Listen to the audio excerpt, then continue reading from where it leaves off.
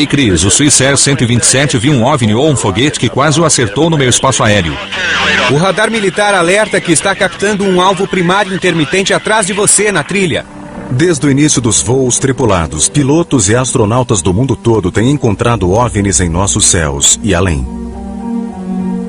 Aqui é Houston. Repita, 7. Eu disse que temos um OVNI às 10 horas, alto. Agora, várias de suas gravações, imagens e histórias foram divulgadas pela primeira vez. OVNI ou coisa do tipo, aquela bobagem de Roswell de novo. Os relatórios de OVNIs feitos por pilotos profissionais são os melhores por causa do conhecimento que eles têm dos céus. De gravações de torres de controle e de caixas pretas de aviões comerciais nunca antes divulgadas. Sierra Julieta, ainda está vendo tráfego aí? Com certeza. Para a FAA, os OVNIs são reais. Eles vêm punindo pilotos e escondendo relatórios de OVNIs há mais de 50 anos. Há relatórios secretos de astronautas e gravações feitas no espaço até 2005. Temos um objeto voador não identificado. Vários dos principais astronautas da NASA já afirmaram ter visto OVNIs. Com astronautas e pilotos relatando um número cada vez maior de atividades incomuns nos céus.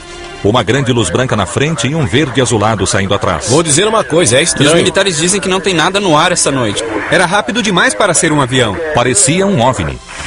Muitos perguntam, o céu pertence a nós ou a eles? Arquivos extraterrestres. Segredos de OVNIs das caixas pretas. A notícia dada no último dia 17 de novembro de um OVNI visto sobre o Alasca chamou atenção especial. O avistamento foi feito por um piloto com 29 anos de experiência. Os tripulantes afirmam que durante o voo sobre o Alasca em novembro, foram seguidos por 600 quilômetros por estranhas luzes brancas e amarelas. Dos milhares de encontros de pilotos e astronautas com OVNIs, poucos são tão espantosos como o ocorrido em 17 de novembro de 1986, com o voo 1628 da Japan Airlines quando sobrevoava o Alasca. Em relação aos casos nos Estados Unidos, o da JAL é muito interessante porque há várias testemunhas. Era um avião cargueiro e o piloto viu um objeto que parecia estar acompanhando aquela aeronave. Houve uma investigação da FAA. Foi uma investigação oficial do governo sobre o avistamento. Os eventos daquela noite foram gravados. Japan Air 1628 Heavy, o radar militar alerta que está captando um alvo primário intermitente atrás de você na trilha. Repito, na trilha. O Boeing 747 seguia de Paris a Tóquio voando a 1000 km por hora, a uma altitude de 11 mil metros. Ele faria uma parada de reabastecimento em Anchorage, no Alasca. Às 17h11, o comandante Kenjo Terauchi, um piloto com 29 anos de experiência, avistou 3 objetos grandes não identificados voando 600 metros abaixo. Segundo ele, o maior dos objetos tinha o formato de uma casca de noz. O comandante Terauchi descreveu a nave principal como tendo o dobro do tamanho de um porta-aviões americano. O copiloto afirmou que era muito real. Era como um jato vindo em sua direção, exceto que não era um jato. O 747 não era nada comparado a esse enorme disco voador. Após vários minutos observando os OVNIs, os pilotos perceberam que os objetos estavam na mesma velocidade que eles, 1000 km por hora. De acordo com o comandante, eles começaram a fazer movimentos que eram impossíveis para uma aeronave fabricada pelo homem. Então, sem aviso, as 2 aeronaves menores subiram em direção à janela do piloto. Elas chegaram tão próximas ao avião que, segundo o comandante, o brilho intenso deixou seu rosto quente. De repente, elas surgiram e vieram na direção da aeronave e oscilavam para frente e para trás quando se moviam. Elas pareciam estar a apenas 300 ou 600 metros na frente do avião, viajando a uns 1000 km por hora. Naquele exato momento, a comunicação por rádio com Anchorage ficou muda, deixando a aeronave num voo cego. Uma catástrofe quase aconteceu, mas os OVNIs sobem e desviam para a esquerda. Desviando do objeto, requisitando direção. 240. JAL 1628 Heavy, desvio aprovado caso necessário para tráfego. Ele é bem grande. À direita, informação. Formação. Em seu relatório oficial, o comandante Terauchi afirmou: tivemos de desviar daquele objeto. JAL 1628 ainda tem o tráfego. Desapareceu. JAL 1628. JAL 1628 Heavy, entendi que não está mais vendo o tráfego. Afirmativo. Momentos depois, uma mensagem urgente foi enviada da base de Elmendorf. O objeto não identificado aparecia no radar. Sim, é um traço 2 de novo. Confirmamos que há uma formação de 2 em torno de 1550. Um retorno primário apenas. Ok, onde está? Ele está seguindo? Parece que está, sim. Certo, aguarde.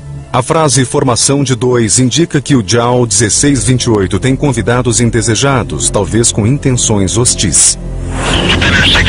O radar militar alerta que está captando um alvo primário intermitente atrás de você na trilha.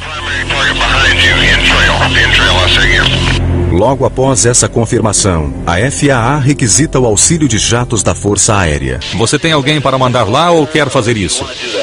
Vamos falar com o oficial de ligação a respeito. Está começando a preocupar o JAL. Ele está fazendo um 360 e continua sendo seguido. Está bem, vamos ligar para o escritório militar. Embora os militares não tenham feito nada, o voo 1628 conseguiu pousar em segurança em ancoragem às 18h20.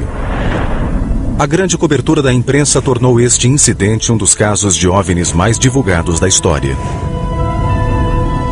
Apesar do caso ainda provocar polêmica em torno das intenções dos objetos que seguiram o 747, até hoje o fato continua sendo um mistério. O 747 da JAL foi seguido por um disco voador. Os documentos misteriosamente desapareceram do escritório da FAA.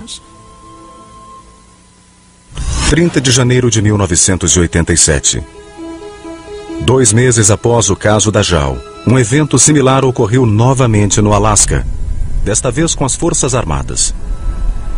Um KC-135 da Força Aérea que partiu de Anchorage em direção a Fairbanks relatou o contato com um OVNI a 6.000 metros de altitude. Existe tráfego para nós, cerca de 1 hora. Não sei bem a distância, mas na mesma altitude. Hector 29 negativo, não existe tráfego nesta posição. Segundo os pilotos, o objeto era muito parecido com o relatado pelo voo da JAL. Um objeto grande, silencioso e em forma de disco, maior do que um porta-aviões. Segundos depois, o controle aéreo perguntou se o KC-135 continuava vendo o objeto. O piloto respondeu que sim e que o objeto estava a 12 metros de sua aeronave. O incidente do voo JAL 1628 chegou a ser citado na conversa. Somos da Califórnia, de passagem aqui. É comum as pessoas verem esse tipo de coisa tirando o pessoal da JAL? Ah, Hector 29, é muito raro se ver esse tipo de luzes aí. 30 minutos depois, a torre de controle de Anchorage passou uma mensagem do escritório regional da FAA. Hector 29, o pessoal do controle de qualidade aqui em Anchorage pediu para você ligar para eles quando pousar. É referente ao objeto que estamos vendo? Afirmativo, senhor. Pilotos são ótimas testemunhas para OVNIs. Eles sabem o que é e o que não é normal nos céus. Eles veem todo tipo de aeronaves rotineiramente e quando um piloto relata um OVNI, a chance de ser verdade é muito grande. 31 de janeiro de 1987. Menos de 24 horas após o avistamento do KC-135, mais um incidente ocorreu nos céus do Alasca. Os pilotos do voo 53 da Alaska Airlines relataram um objeto em formato de disco, grande e brilhante, seguindo a aeronave. O radar de terra nada indicava, mas a velocidade da nave estranha alarmou os pilotos. Sim, está abaixo de nosso radar. Captamos um blip. Ele se move a 2 km por segundo. Passou na nossa frente e desapareceu. Ele foi rápido demais. Um piloto que relata um OVNI para a FAA pode muito bem entregar a licença no dia seguinte. A FAA, os militares e até autoridades civis não querem saber de OVNIs. Os primeiros encontros de pilotos com OVNIs ocorreram nos anos 20 e 30, muito antes de existirem gravações de caixas pretas e de conversas com as torres de controle. Os avistamentos de pilotos ocorrem desde o início com Kenneth Arnold. Kenneth Arnold estava voando de Washington para Idaho, quando avistou sobre o Monte Rainier 9 aeronaves viajando de leste para oeste. Foi este homem, Kenneth Arnold, de Boise, Idaho, que deu início à era do disco voador. Nesse momento houve um enorme clarão. Eu olhei para o norte e foi quando vi de onde vinha o clarão. Era uma formação de uma aeronave muito peculiar. A segunda nave tinha um formato mais ou menos crescente. E claro, fiquei pensando o tempo todo que era o avião mais estranho que eu já tinha visto. Ao pousar em Yakima, Washington, em 24 de junho de 1947, Arnold fez o que se tornaria o primeiro relato sobre OVNIs de um civil ao governo. Ele descreveu aos repórteres objetos que pareciam, segundo ele, discos deslizando sobre a água. Alguém adaptou o que ele disse para o termo disco voador, e esse foi o começo de tudo. Seu relato oficial feito para a inteligência do Exército e da Força Aérea é visto aqui pela primeira vez na televisão. Arnold descreve os OVNIs como finos, arredondados na frente e pontudos atrás, e que não pareciam girar ou rodar. Ele viu a nave se mover e brilhar no sol. E, segundo ele, quanto mais observava, mais incomodado ficava, pois estava acostumado com todos os objetos voadores. O caso de Arnold foi muito importante porque antes disso não se falava abertamente sobre objetos com formato de disco voando por aí. E não ficamos mais sem OVNIs ou discos voadores desde então. A seguir, os céus sobre a Nova Inglaterra são abalados pela presença de 3 OVNIs, todos capturados em filmes. Tem alguma coisa voando nessa área? Negativo, o 105 deu a volta. É que eu tive relato de 2 OVNIs. O Grand Canyon é um cemitério para 128 passageiros e tripulantes de 2 aviões que colidiram numa tempestade e caíram em picos distantes quase 2 quilômetros. O impacto reduziu os destroços a fragmentos de metal e a pedaços carbonizados. Não houve sobreviventes. Foi o pior desastre aéreo da história. Embora algumas caixas pretas e gravadores de voz tivessem sido usados por militares na Segunda Guerra Mundial, foi somente após um grave acidente aéreo em 1956, a 300 quilômetros da Área 51, que gravadores de bordo tornaram-se obrigatórios nos Estados Unidos.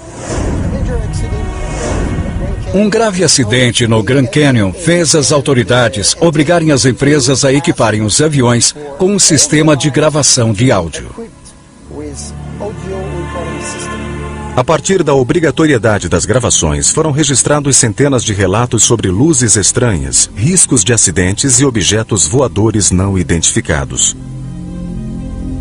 3 gravações recentes feitas na Nova Inglaterra serão apresentadas neste programa pela primeira vez. Um dos casos mais fascinantes foi o do Lufthansa 405, que viu um OVNI perto de Long Island em 18 de novembro de 1995. 18 de novembro de 1995. Voando sobre Long Island, o voo 405 da Lufthansa, um Airbus 340 a caminho de Frankfurt, na Alemanha, entrou em contato com o controle de tráfego aéreo de Boston.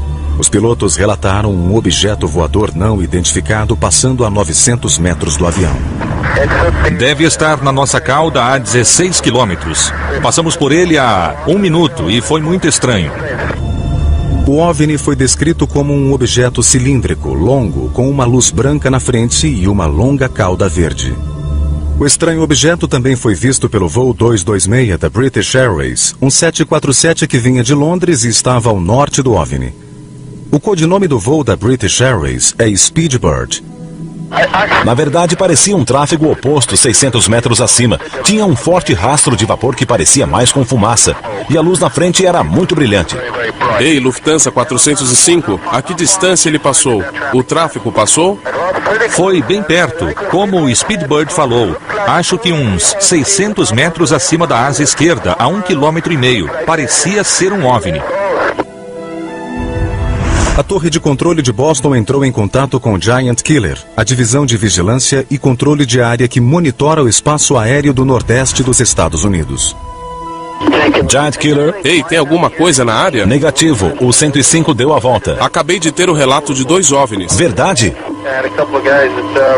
2 aviões relataram luzes se movendo acima deles. Não tinha tráfego algum na área. Passaram a 2 quilômetros deles, uns 900 metros acima na direção oposta. Pode ter sido um meteorito, não temos nenhuma aeronave por lá. Os pilotos afirmaram que o objeto tinha luzes brilhantes e deixava uma trilha de vapor verde, diferente de qualquer trilha de vapor já vista.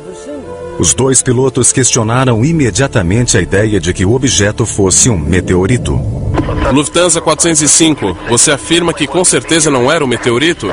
Estava muito baixo, eu não sei. Lufthansa 405 Heavy. Aqui é Speedbird 226. Não podia ser um meteorito porque estava voando nivelado. Parecia mais rápido que uma aeronave normal. Viajava numa linha reta, nivelado. Speedbird 226, obrigado. Vamos verificar. Vamos fazer um relatório. Não sabemos o que era. E os militares dizem que não tem nada no ar hoje. Embora a autenticidade desta gravação seja inquestionável, governo e empresas nunca comentaram esse incidente sobre a Nova Inglaterra. 2 anos depois, Boston seria o epicentro de outro encontro entre pilotos e OVNIs. Mas desta vez, o encontro por pouco não provocou uma colisão. O incidente foi registrado pelo gravador da caixa preta. 9 de agosto de 1997. O voo 127 da Swissair está a caminho de Zurique, na Suíça. O piloto Philip Bobet e o primeiro oficial Kurt Grander estão no comando. A 7.000 metros a visibilidade é excelente, sem qualquer nebulosidade e céu totalmente azul. Até que uma aeronave não identificada invade o espaço aéreo do avião. O piloto imediatamente entra em contato com o controle do tráfego aéreo de Boston. Swissair 127, prossiga. Sim, senhor. Não sei o que era, mas passou a uns 60 metros acima de nós. Não sei se era um foguete ou outra coisa, mas extremamente rápido na direção oposta. Rápido demais para ser um avião. Mais tarde, no relatório oficial, Bobet descreveu o UFO como um grande objeto cilíndrico brilhante sem asas, parecido com um tubarão branco. O escritor Don Berlinder obteve por meio judicial o áudio gravado pela FAA e os registros escritos do incidente. O caso da Swissair é significativo porque o objeto descrito é incomum e as pessoas que relataram têm excelentes credenciais. São pilotos comerciais experientes. Pouco depois, a torre de controle de Boston entrou em contato com outro operador que estava prestes a assumir o voo. Ei, Chris, aquele Swissair 127 disse que um OVNI ou um foguete quase bateu nele no meu espaço aéreo. Um OVNI ou um foguete quase bateu no Swissair 127? Passou por cima dele, uns 100 metros. O relatório oficial dos pilotos classificou o objeto como um OVNI, descrevendo seu formato, cor e velocidade. No entanto, as autoridades concluíram que o objeto visto pelos pilotos era um balão meteorológico lançado pelos militares. Não eram pessoas que seriam enganadas por balões meteorológicos, porque isso é relativamente comum para os pilotos. É muito difícil confundir um balão com outra coisa qualquer. Avistamentos de OVNIs não são exclusivos do Nordeste dos Estados Unidos.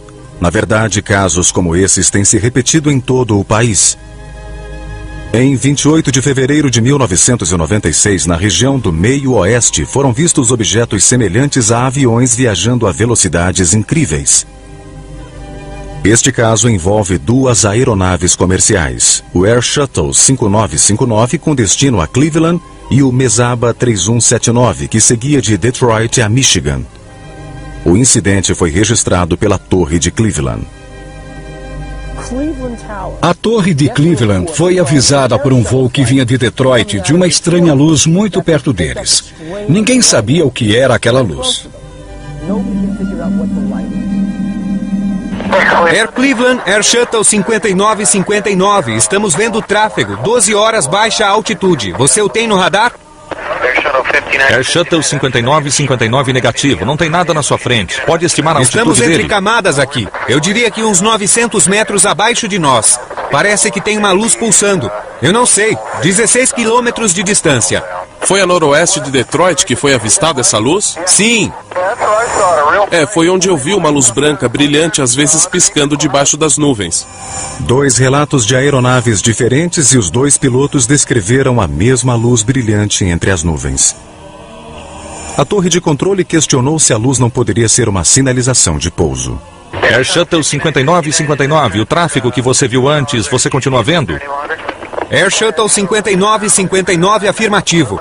Não sei se estamos nos aproximando dele ou não, mas parece que tem uma luz rodando em torno dele com um formato de disco. OVNI. Mesaba 3179, está vendo a mesma coisa? Eu vi saindo de Detroit e pensei. Tudo que eu vi foram 2 grandes clarões de luz, mas pareciam estar debaixo das nuvens a uns 3.000 metros. Não poderia ser um reflexo, talvez um feixe de luz, uma dessas coisas estranhas, um fenômeno natural que causou um reflexo, porque eu não tenho nada aqui. É com certeza um branco bem distinto. Na verdade, tem um pouco de vermelho e verde. Uma luz que pulsa regularmente. Não é um feixe de luz. O Air Shuttle deu um tempo. Foi para baixo da luz, olhou a luz por baixo e disse: absolutamente não, Cleveland. Estamos vendo a luz acima de nós a aproximadamente 1.500 metros. Air Cleveland, Air Shuttle 5959. Estamos descendo a 1.200 metros agora. Estamos passando por 3.000 metros e o objeto está acima de nós agora. Não está no solo, está a 3.000 metros. Isso é muito estranho. Ele continua parado ali pulsando. Estou tentando investigar o que pode ser. Por favor, me mantenha informado a respeito. Está bem, vou piscar minhas luzes para ver se tem alguma resposta dele. Mesaba 3179, quando piscou as luzes, teve alguma resposta? Parece que não. Está bem. Foi um avistamento feito por 2 pilotos com uma gravação que você nunca ouviu, porque a imprensa nunca se interessou. A seguir, outra confirmação dupla de um OVNI, desta vez envolvendo um jato da América West e NORAD. O sujeito com certeza o viu passando por todo o seu avião, veio direto dos arquivos X. E mais tarde analisaremos as provas de avistamentos de OVNIs durante as missões Apollo da NASA. Em 25 de maio de 1995, ocorreu um evento excepcional envolvendo OVNIs a mais de 11.000 metros de altitude. Um enorme OVNI foi visto pela tripulação de um avião da América West. O que torna marcante este evento na história das gravações de caixas pretas é que pela primeira vez houve o envolvimento de uma agência do governo, NORAD, que monitora o espaço aéreo norte-americano. No caso da America West Airlines, houve a participação breve do governo. Alguém do controle de tráfego aéreo disse a um tripulante que tinha entrado em contato com o NORAD, que confirmou no radar a presença de alguma coisa na área e depois negou. A Força Aérea confirmou que tinha um objeto e o NORAD, Comando de Defesa Aérea, disse: sim, detectamos algo. O America West voo 564 voava de Tampa, na Flórida, para Las Vegas, em Nevada. O comandante Eugene Tollefson e o primeiro oficial John Waller estavam no comando viajando a 13.000 metros sob Bovina, no Texas. Tudo correu normalmente até 22h25, quando os pilotos viram um OVNI logo abaixo deles, a 10.000 metros. A gravação entre o controle de tráfego aéreo, o voo 564 e o NORAD foram obtidas pela produção do programa. Cactus 564, repita. Perguntei se não tem nada nos radares de outros centros nessa área específica mostrando esse objeto que está no ar. Ele está no ar? Afirmativo. Qual é a altitude? Não sei, por volta de 10.000 metros, com luz estroboscópica. Está indo no sentido anti-horário e o comprimento é incrível. O objeto pulsante tinha mais de 120 metros de comprimento, mas era invisível ao radar. Imediatamente, o controle de tráfego aéreo entrou em contato com a base da Força Aérea Cannon em Clovis, no Novo México. É Cannon, pode falar. Um sujeito a 13.000 metros disse ter visto algo a 10.000. O comprimento é incrível e tem luz estroboscópica. Isso não é bom. O que significa? Não sei, deve ser um OVNI, aquela história de Roswell de novo. A tripulação o descreveu como um objeto longo e fino, cilíndrico, com uma série de luzes na lateral piscando em sequência.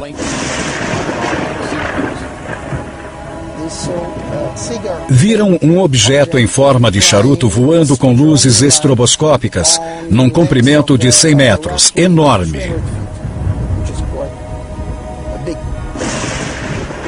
Segundos depois, um Nighthawk F-117A tinha decolado da base da Força Aérea Holloman e foi alertado pelos controladores de voo. O caça vê alguma coisa. Rock 85, nos próximos 2 a 3 minutos, fique atento à sua direita para alguma coisa a 3.000 metros.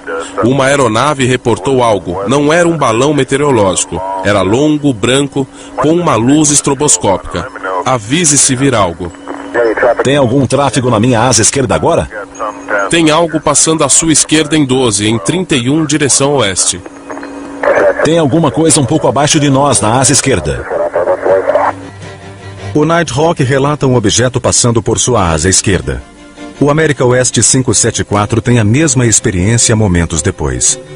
O objeto chega muito perto das duas aeronaves. A tripulação do América Oeste entra em contato com o controle de tráfego aéreo novamente. Estamos todos aqui pensando nisso. Com o relâmpago, deu para ver o objeto escuro. Tinha formato de charuto. Pela altitude que vimos e o comprimento nos confundiu, porque parecia ter uns 100 ou 120 metros. Então não sabemos se é um fio com luzes nele, mas as luzes foram acendendo da esquerda para a direita, sentido anti-horário.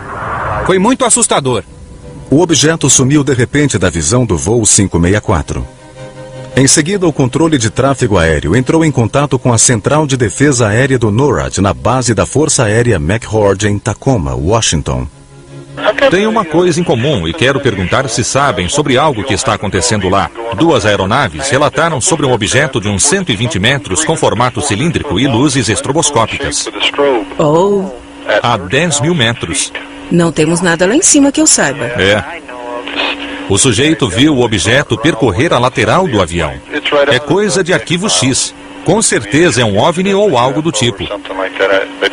Vocês estão falando sério? Sim, ele falou muito sério e ele olhou, viu o objeto. Minha nossa!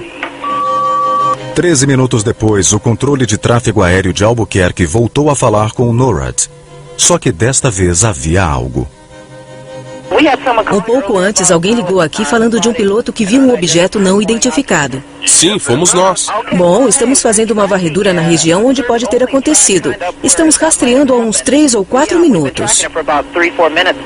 Segundo o relatório oficial, o NORAD negou este incidente por escrito.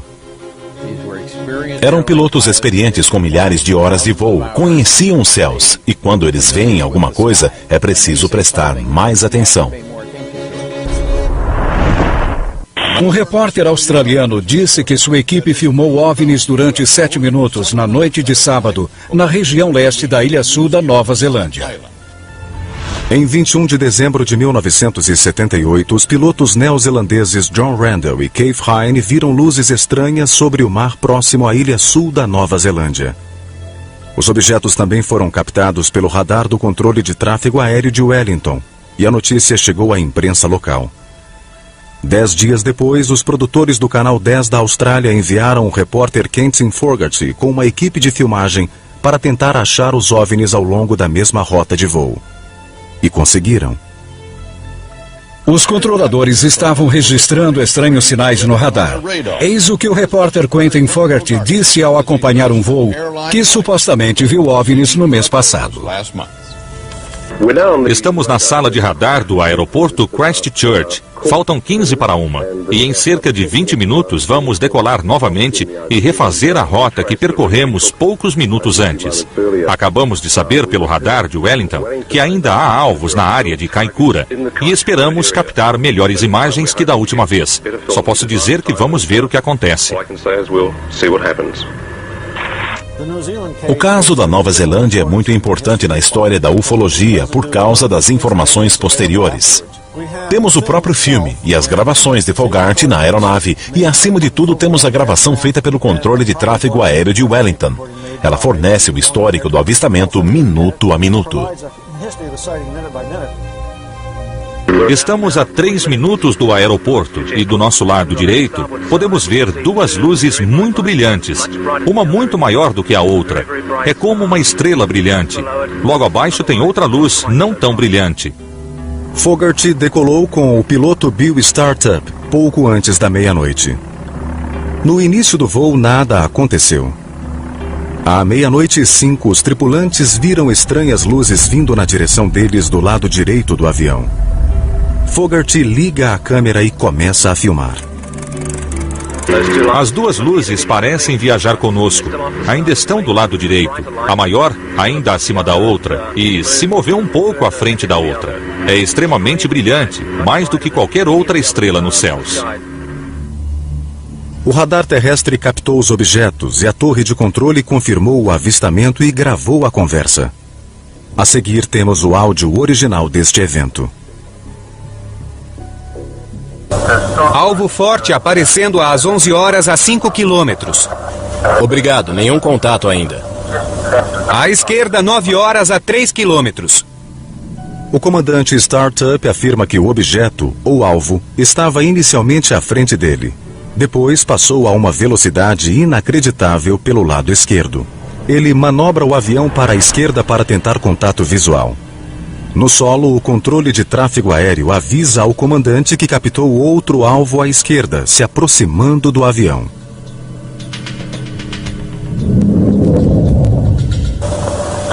O alvo está a 12 horas 5 quilômetros. Confirmado, tem uma luz piscando. Agora estou olhando para o lado direito da aeronave e temos um objeto confirmado pelo radar de Wellington. Já nos segue há algum tempo. Está a 6 quilômetros de distância e parece uma estrela bem fraca, mas aí emite uma forte luz branca e verde. O comandante Startup consegue se aproximar e vê que o objeto tem uma série de luzes azuis pulsando rapidamente. Para sua surpresa, o objeto aumentou de tamanho. Houve um evento interessante em que o objeto chegou tão perto da aeronave que para o radar de Wellington ficou parecendo que a imagem da aeronave no radar tinha dobrado de tamanho. Um forte alvo em formação com você agora. Seu alvo dobrou de tamanho. O alvo com o dobro do tamanho permaneceu na tela do radar durante 36 segundos. Em seguida, voltou ao tamanho normal.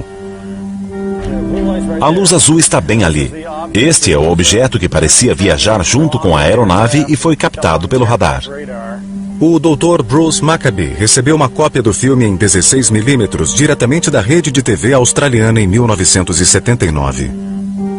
Rolo 4, tomada 10. O filme completo e sem edição nunca antes havia sido exibido. Especialistas consideram essas imagens as mais completas evidências já registradas de um OVNI.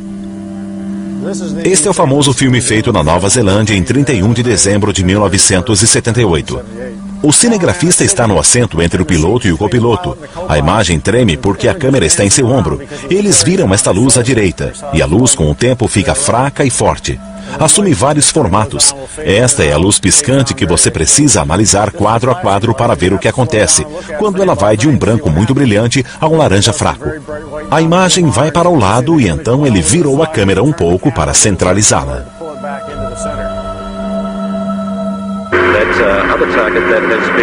O outro alvo que vem nos seguindo juntou-se a 2 outros e agora temos 3 objetos não identificados à direita. E um deles está nos seguindo há uns 10 minutos. Eu só espero que tenhamos visto o bastante hoje e que o restante de nossa viagem de volta seja tranquila. Já vi OVNIs suficientes por uma noite.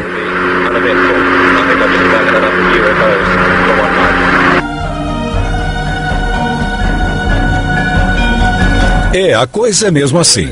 Segunda, 1º de janeiro de 79. Eu sou Walter Cronkite, CBS News. Boa noite.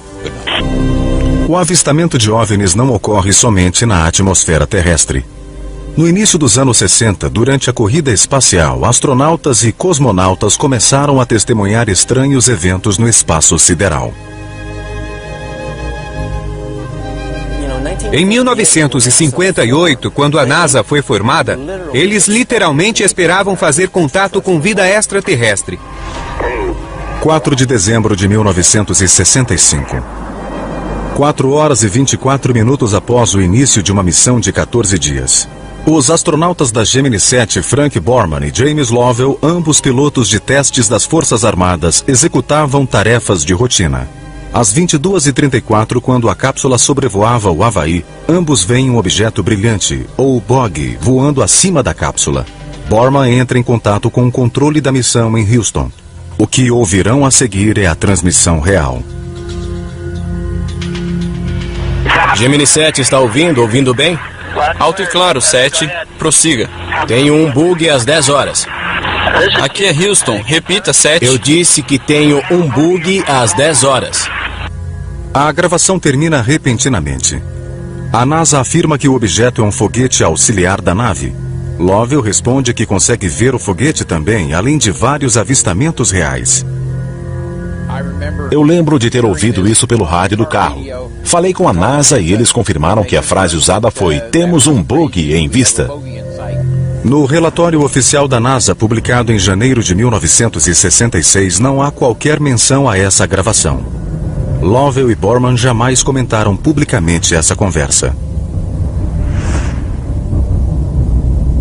Em relação ao público americano, a NASA nega a existência de OVNIs. Eles vêm cobrindo isso desde o surgimento do voo espacial. Desde o início do programa espacial, a NASA registrou inúmeros relatos de avistamentos.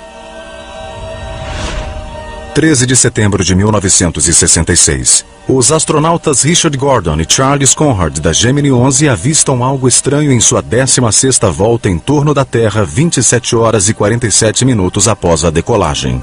Conrad comunica ao controle de terra ter visto um objeto não identificado 80 quilômetros abaixo. É metálico e gira a mais de uma revolução por segundo. Ele pega a câmera e tira 3 fotos. O objeto desce rapidamente e desaparece. Aqui estão as fotos tiradas por Conrad a bordo da Gemini 11. E o NORAD informa que a única coisa que podem imaginar é um foguete de um satélite russo. O pessoal da NASA descarta a explicação do NORAD imediatamente. O caso da Gemini 11 é o único que a NASA considera como sendo não identificado. No entanto, a Gemini 11 não foi a última missão da NASA a ter encontrado OVNIs. Na verdade, os casos se tornaram mais numerosos após o início do programa Apollo. Os astronautas da Apollo eram seguidos por OVNIs. Dizem que Neil Armstrong viu OVNIs. Muitos astronautas viram. Eles não falam sobre isso publicamente, mas deveriam. Houston, é a base da tranquilidade aqui. A águia pousou. A missão da Apollo 11 registrou naves seguindo a cápsula, assim como objetos fotografados pelos astronautas na superfície da Lua. 4 meses depois, em 14 de novembro de 1969, o comandante da Apollo 12, Pete Conrad, comunica à NASA estar vendo um objeto não identificado em sua janela. Um objeto que fica no mesmo lugar o tempo todo e parece estar tombando. Está lá desde ontem. Parece estar nos acompanhando. Embora o objeto seja considerado um fragmento do foguete auxiliar, muitos pesquisadores permanecem céticos. Eles afirmam que tais objetos não seriam capazes de acompanhar a cápsula por um longo período de tempo. Com o fim das missões Apollo e o início da era do ônibus espacial, especialistas acreditam que abriu-se a porta para o aumento da atividade de OVNIs no espaço sideral. Em 1981, teve início o programa do ônibus espacial, e com ele uma onda sem precedentes de avistamentos de OVNIs, incluindo uma evidência registrada em áudio e vídeo. Uma gravação polêmica vem de um voo do ônibus espacial Discovery, em 13 de maio de 1989. O astronauta John Blaha relata uma visão incomum. Uma das transmissões da NASA que vazou ocorreu em 1989. Um dos astronautas disse: "Ainda estamos vendo os alienígenas, claro como o dia." A gravação seguinte foi interceptada por um rádio amador em Maryland. Houston, aqui é Discovery. Ainda temos a nave alienígena sob observação. Até hoje, a NASA não confirma nem desmente a veracidade dessa transmissão. O ônibus espacial tem 2 canais de rádio. Um deles é público e todos nós, quando a NASA está transmitindo, podemos ouvir o que os astronautas estão falando. O outro canal é um canal codificado do Departamento de Defesa e é nele que as verdadeiras conversas acontecem. O novo século promete novos casos de avistamentos na NASA. Uma gravação extraordinária ocorreu a bordo do voo STS-73. A especialista da missão, Catherine Coleman, vê algo curioso no terceiro dia da missão de 15 dias. Foi em 21 de outubro de 95. Temos um objeto voador não identificado. E nada depois. Quer dizer, Catherine estava lá flutuando. E foi aí que eu acho que eles entraram no canal codificado e continuaram a conversa. O pesquisador David Sereda estuda fenômenos incomuns no espaço há mais de uma década.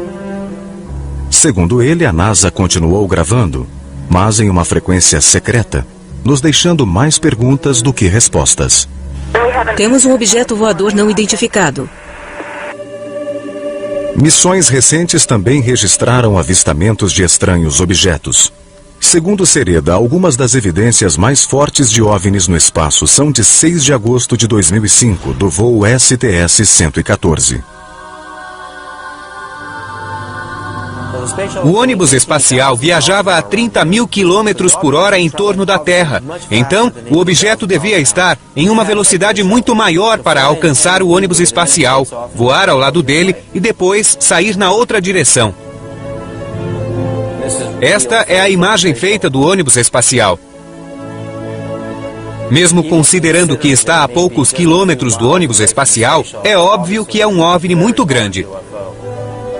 O objeto entra rapidamente, muda de velocidade e de direção, em seguida sai de cena.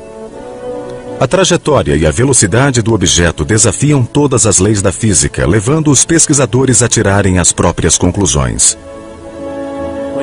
Quando se aproxima a imagem em qualquer mídia digital, ela fica quadriculada. Assim, algumas das formas retangulares que se vê são pixels, mas dá para ver uma mancha de luz arredondada em torno delas. Dá para diferenciar as formas desse modo. De modo algum, isso são fragmentos. De modo algum, é outro satélite. Quando se faz o processo de eliminação, o que estamos vendo no voo STS-114 é, na verdade, um OVNI. Não existe nada lá que seja assim. Como a NASA não faz comentários sobre OVNIs, a autenticidade das gravações e avistamentos não pode ser oficialmente confirmada, deixando muitas questões em aberto. Os OVNIs acompanharam nossas naves em torno do planeta Terra, o ônibus espacial, mas acima de tudo, todas as naves do projeto Apollo que foram para a Lua. Acho que muitos astronautas vão começar a abrir o jogo e contar o que viram. Minha impressão é de que aqueles que dizem que as coisas da NASA provam algo estão exagerando. Com o espaço aéreo terrestre mais congestionado a cada dia e com cada vez mais pessoas viajando pelos céus, será possível que os relatos de avistamentos continuarão? Existem inúmeros relatórios oficiais feitos por aviões comerciais, privados e militares sobre avistamentos feitos por pilotos. Mesmo enquanto estamos aqui na Califórnia, se um OVNI aparecer sobre a Baía de Santa Mônica, provavelmente vão dizer que foi reflexo do Sol por trás da nuvem. Desde o início da aviação, são inúmeros os relatos de pilotos experientes que viram fenômenos estranhos e tiveram encontros com OVNIs. À medida em que nossos pilotos deixam a atmosfera terrestre e seguem para o espaço, muitos continuam a se perguntar: os céus pertencem a nós ou a eles? 3179, temos um passageiro tirando fotos dele agora. Luzes verdes, parece um OVNI.